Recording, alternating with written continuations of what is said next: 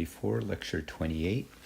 On Wednesday you have quiz 5, which will cover 4.4 through 4.6 MGF and whatever we do in 5.1, 5.2 up through today's lecture. So last time we were talking about uniform ordered statistic. So remember that if you have n IID standard uniforms and you order them from smallest to largest, the kth largest is the kth standard, kth order statistic for the standard uniform. And we want to find a density for that random variable. And so to do that, we write the probability that the kth order statistic is in a small interval dx, is approximately equal to fx dx. And so that means that you have k minus 1 darts before x, 1 dart in dx, and n minus k darts between x and 1. And we worked out that this means that the density is the highlighted formula shown below. So as an application of this, we looked at continuous joint distributions. So we looked in particular at the joint distribution of two standard uniforms, standard ordered uniforms. And so as an example, what's the joint density? What joint density has variable part x squared, y minus x cubed, and 1 minus y to the 7th on the interval 0 to 1, where x is less than y? Well, you can figure out that you must have 14 darts, because 2 have to come before x because it's x squared. Always 1 is dx and 1 is dy. So then 3 must be coming between x and y because you have y minus x cubed, and 7 must be between y and 1. So x then would be the third order statistic and y would be the 7th order statistic. Today we're going to look at the student responses from the concept test from last time, the beta distribution, and calculating probabilities for the joint. So the second problem of the two that I gave you last time was wondering whether this is in fact a joint density function. And the answer is yes. 73% of you said yes, and 55.6% of you said that you learned something from somebody else. So I was happy to see that. Could be better, but I'll take it. So here, because it's y minus x to the 4th power, we know we have 4 darts between x and y. We know we have 1 dart in dx and 1 dart in dy, and since there aren't any powers of x or y, or 1 minus y, we know that we threw 6 darts, and so the constant would be 6, choose 1, 4, 1. Good job. So next we're going to do the beta distribution. This is back in section 4.6. So the beta distribution is often used to model physical processes that take values between 0 and 1. So for example, the proportion of defective items in a shipment might be modeled as a beta. The definition is that x is beta rs, so it has two positive parameters. It has the density shown here with the constant part gamma s plus r over gamma s gamma r, where the gamma function is defined below. And so notice right away that if r is 1 and s is 1, that the density for beta is just 1 for x in 0, 1. So beta 1, 1 is the standard uniform. And furthermore, if you compare the density of beta with the density of the standard uniform, you see that they have the same kind of variable part. And so, in fact, standard order uniform is a beta, and provides a great example of beta. So here, just equating the two densities, we see R is K, S is N minus K plus 1, and if you work out what the gamma are for those, you see that you get exactly the density for the standard order uniform. So a fact is that the expectation of beta is R over R plus S, and this is shown clearly at the end of the notes. It's just a boring computation of an expectation. So check that out. So in particular, if X is the uniform ordered statistic, then the expectation of X is K over N plus 1. And this makes sense because we drew the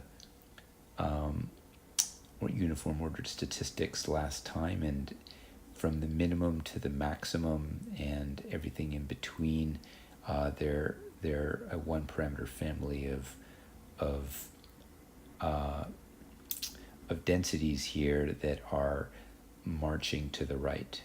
And so it makes sense that the expectations are, in this case, 1 over n plus 1, 2 over n plus 1, all the way up to n over n plus 1. Another example of beta comes up in Bayesian statistics. So the chance that a coin lands heads is modeled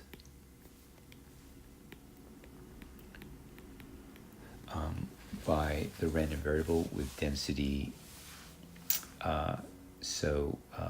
What's shown here.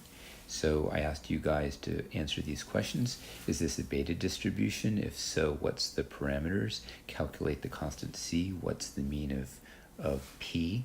So I just want to point out that in Bayesian statistics, probability, so we have a parameter. The parameter is the chance that, we have a Bernoulli P, and P is your parameter. And in Bayesian statistics, your parameter has a distribution. It's not just a constant like in the frequentist framework. So here you can compare the variable parts of this density with that of a beta and see that P is beta 1, 5. And furthermore, you can calculate the constant. The constant's gamma R plus S over gamma R gamma S. So it's 5. And then you know the mean of P is just R over R plus S, or 1/6. So a more challenging problem we did is below. Let me just mention that the integral from 0 to 1 of x to the r minus 1, 1 minus x to the s minus 1 dx. So this is necessarily gamma r gamma s over gamma r plus s, because x to the r minus 1, 1 minus x to the s minus 1 is the variable part of a beta rs. And so the integral of the density is 1, and so it follows from that. So with that information, you should be able to calculate the expectation of 7x minus 5x to the 6th. I distribute the expectation. The expectation of x is 3/7. The expectation of x to the 6th I can calculate, and I'll see that when I pull out the constant, I have the integral from 0 to 1 of x to the 8, 1 minus x cubed, and that's nothing else but the gamma 9, gamma 4 over gamma 13. So you do the math, and there you go. that finishes chapter 4. Onto chapter 5. Then here's an example where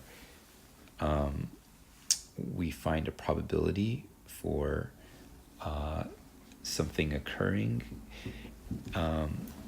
where y is the order statistic, the second order statistic, and is a fourth order statistic, and x is the second order statistic, and you're wondering what's the probability that y is greater than 4x. You can indicate this region in the xy plane, and then we just need to find the joint density, which we actually computed last time. So then you just need to integrate the region, you need to integrate that joint density over that region, and you need to choose an order of integration. And we agreed in class that the top one, where you're where you're basically integrating along these horizontal slats, where you're fixing your y's and integrating them with respect to x, is the easier choice, but you can try both. So here we worked out the first one, and I won't go over these details, but it's right here, 0.156. Independent random variables, the density, the joint density splits as a product of the marginals, fx times fy. And so as an example, if x and y are IID standard normal, which has densities small phi of x, small phi of y, with the formulas given, then I've written out the joint density for xy, and I tried to find a picture of that joint density, but I sort of failed. This is actually a correlated bivariate normal, not an uncorrelated bivariate normal.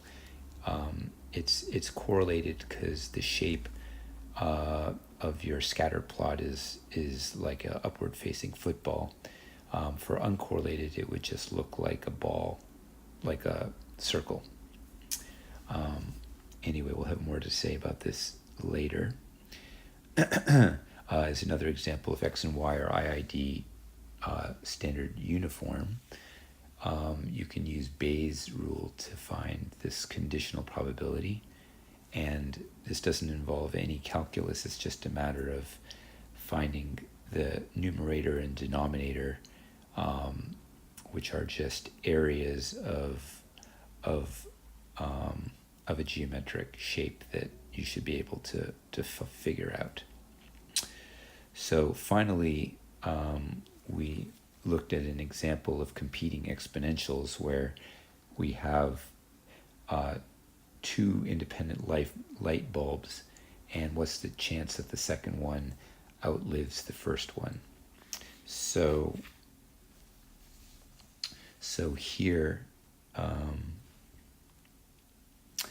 the region we're integrating